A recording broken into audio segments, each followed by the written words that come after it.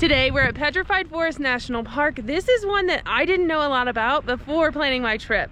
I'm excited that Courtney's here and that we get to see what this is all about, because there's definitely more here than Petrified Wood.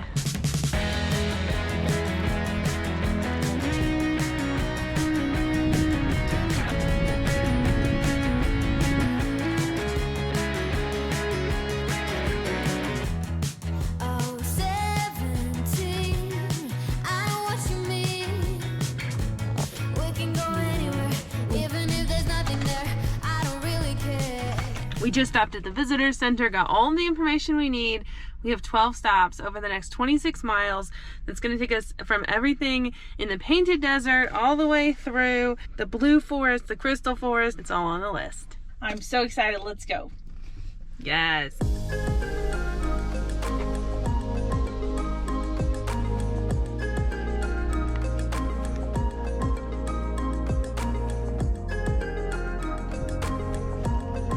Getting our first looks at the Painted Desert. We are a mile and a half in, already beautiful.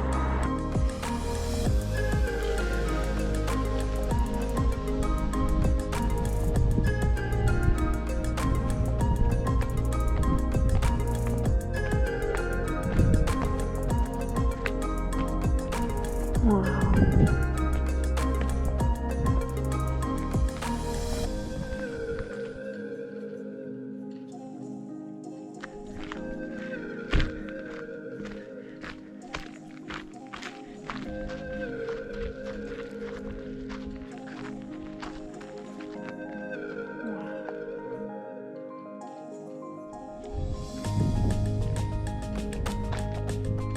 They do have a memorial to Route 66. Most of the road is Highway 40, which is the road we see now, but they have this old Studebaker here, and this was one of the things I was looking forward to the most in this national park.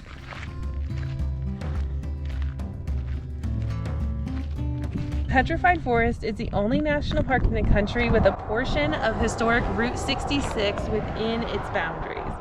You are currently standing where the Mother Road used to be, with the line of telephone poles paralleling its alignment through the park. This stretch of Route 66 was open from 1926 to 1958 and was the primary way for millions of travelers initially experiencing Petrified Forest and Painted Desert. Imagine driving to this spot in the 1932 Studebaker when the road was in its heyday.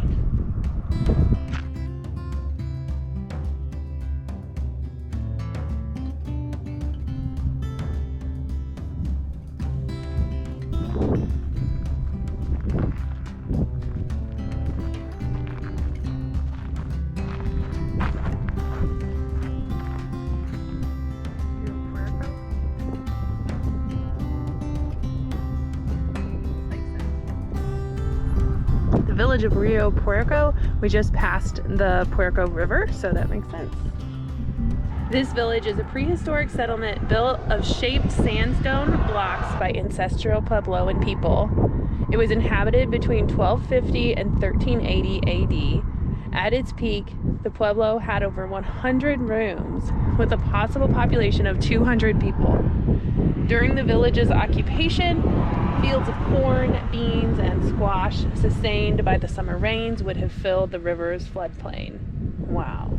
The river provided a travel corridor across the grasslands of the Colorado Plateau.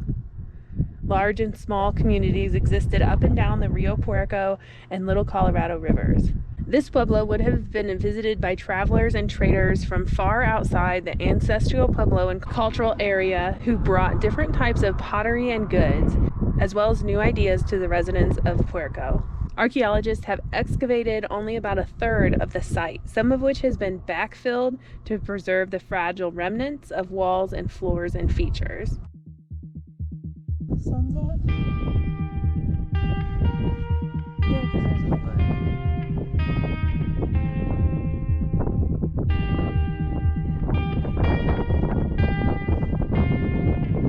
Ancient Puebloan people used a solar calendar to plan their lives around the different seasons, which completely makes sense because we're here in the fall. We noticed all the beautiful fall colors, but the river is also dry, so it's something that they definitely would have planned for throughout the year. The corner of this rock actually marks where the sun is at on the summer solstice. Crazy.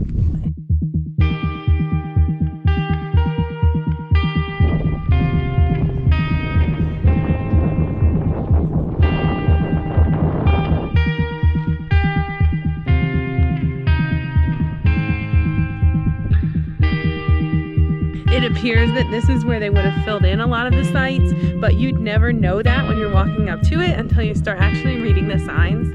And the kiva is really cool. The kivas are usually circular, and it's a lot of the meeting places in the villages.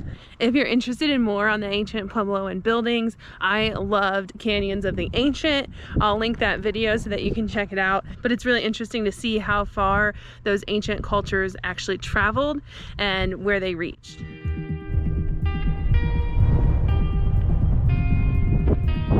This stop is called Newspaper Rock because they have over 650 counted petroglyphs. It's the highest concentration in the park.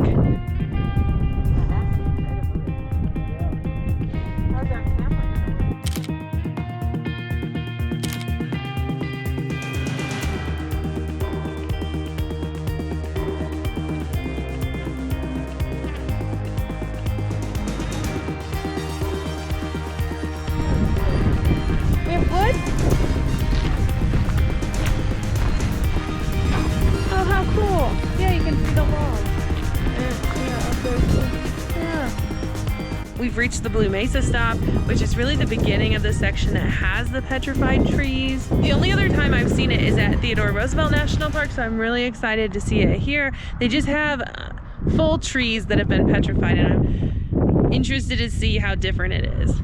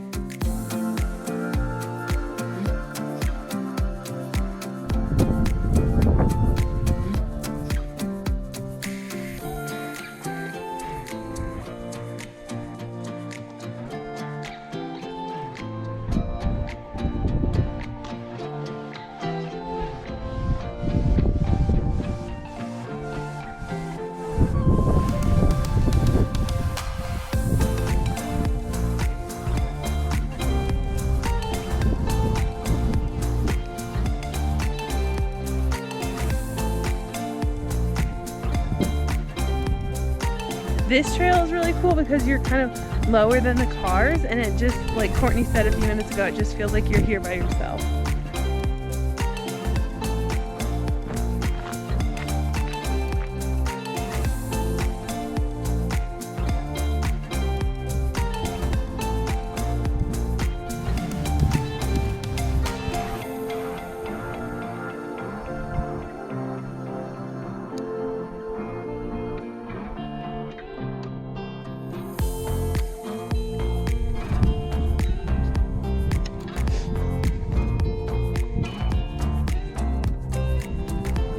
It's so cool. It looks like you can see the petrified tree bark, the tree itself, and then you can see rocks here that have kind of just formed with it into one big rock.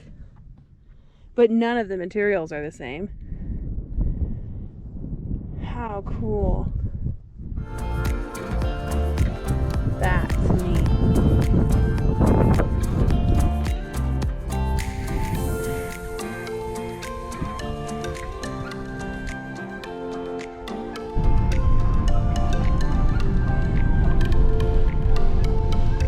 We've made it to the Agate Bridge stop. This is one that I've been looking forward to the most.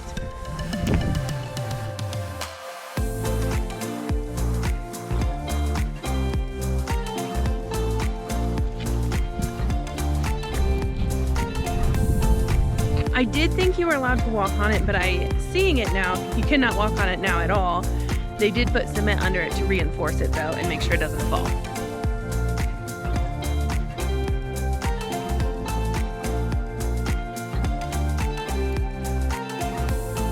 We've certainly made it to the part of the park that has the highest concentration of petrified forest. It's pretty neat because you can just see it as you're driving, and these last pull-offs are definitely the main feature. It says time to tumble slow, folks. How fun. This is one of the few national parks that actually closes at night, so these signs have been placed and there's a few different designs. This is the first one. I thought it was a cucumber from the road, but it's a cactus, and it just says that please be in your car and exiting the park by 5 p.m. But the bottom says time to tumble slow pokes. It's a cute way to get the point across. This specific stop is called Crystal Forest.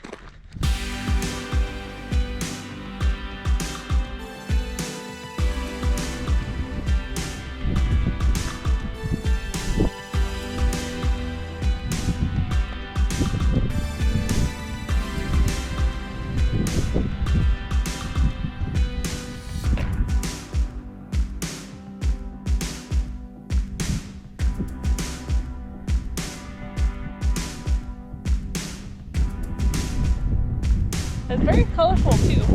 Yes. The Crystal Forest does say that it's supposed to be really colorful pieces of petrified wood, and that's true. We've made it to one of the most anticipated stops, the giant logs and the other visitor center. It does look like it's open, so we're gonna go in and see if there's any information or fun facts.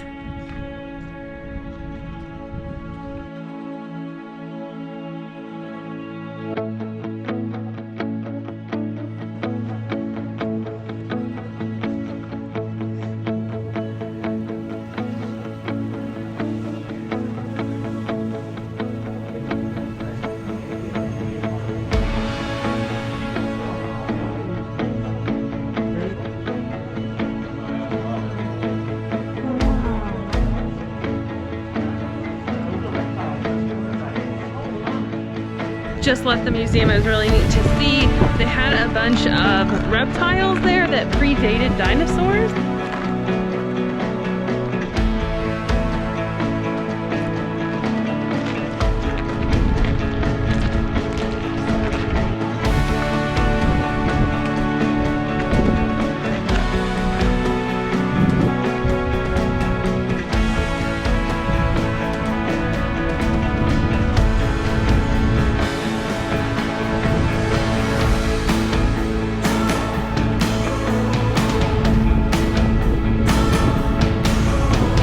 You can touch everything, but just don't move it. Definitely not gonna lift this up.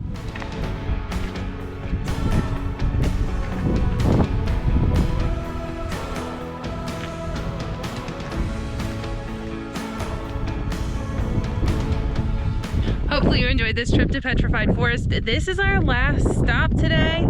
As always, if you enjoyed it, give it a big thumbs up and make sure that you're subscribed because we're getting ready to head to Page, Arizona, where we will be exploring Horseshoe Bend. Now, Courtney has been to Page before. She got to do Antelope Canyon, but she didn't get to see Horseshoe Bend. I have never been there, so I'm super excited. It should be a really fun day tomorrow. I'll see you there. When I was planning my road trip to every national park, I looked for unique things that you can see across the US.